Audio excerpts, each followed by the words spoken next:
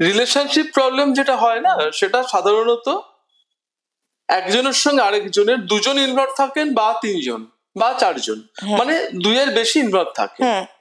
এখন যদি রিলেশনশিপটাকে হিল করতে হয়, প্রাণিক হিলিং এর মাধ্যমে তো সম্ভব, আমি প্রথমেই বলে দিয়েছি।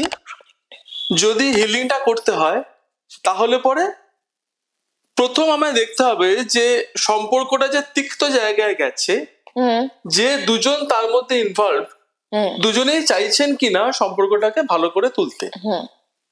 যদি দুজনেই চান তাহলে দুজনেই আসবেন, আমাকে বলবেন যে আমাদের মধ্যে এরকম হচ্ছে, আমরা এভাবে পারছি না, আমি ওকে বিশ্বাস করতে পারছি না, ও আমায় বিশ্বাস করতে পারছে না। আমরা দুজনকে বসিয়ে একসঙ্গে মুখোমুখি বসিয়ে হিলিং করে দিই, এবং বেশ কিছুটা হিলিং লাগে, এটা কিন্তু রাতারাতি ফল দেয় না। আচ্ছা, সময় সাপেক্ষ, এবং সেটাতে হিল হয়ে সম্পর্কটা সুস্থ হয়ে যায়। কিছু জায়গায় আসে যখন হয়তো কেউ এসে আমাকে বলছেন যে আমার এই সম্পর্কের সমস্যা হচ্ছে, রিলেশনশিপ প্রবলেম রয়েছে, কিন্তু আমার স্ত্রী আসবেন না বা আমার স্বামী এগুলোতে বিশ্বাস করেন না। এক্ষেত্রে কি করণীয়? এক্ষেত্রেও হিলিংটা করা সম্ভব, কিন্তু সময়টা অনেক বেশি লাগে। দুজনে মিলে উদ্যোগ নিলে যে কাজটা হয়ে যায়, যদি একজনকে করতে হয় তাহলে সময়টা অনেকটা বেশি লাগে।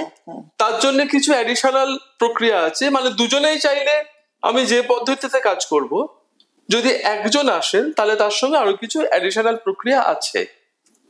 আর রিলেশনশিপ প্রবলেমের ক্ষেত্রে যেটা আপনি একলা যখন বলতে আসেন যে আমার সমস্যা হচ্ছে, আপনি ভেবে দেখুন আপনার প্রথম সমস্যা কিন্তু সময় মতন ভাত খেতে দেয় না, তা নয়।